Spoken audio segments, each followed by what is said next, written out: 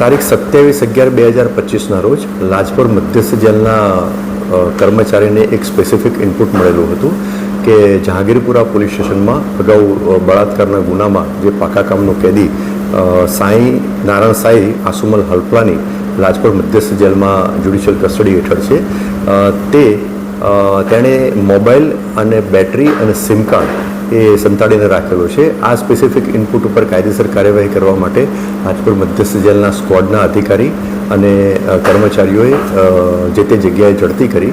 તો એમાં barrack number 1માં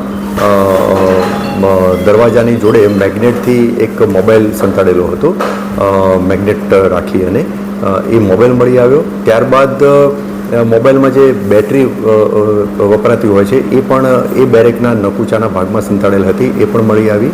અને નારાયણ સાંઈને જે બેરેકમાં રાખવામાં આવેલો હતો, એટલે બેરેક નંબર 1, એમાં એનું જે ઇન્હેલર હતું જે એ યુઝ કરતા હતા, એ ઇન્હેલરના અંદરના ભાગે એક સિમ કાર્ડ પણ મળી આવ્યું.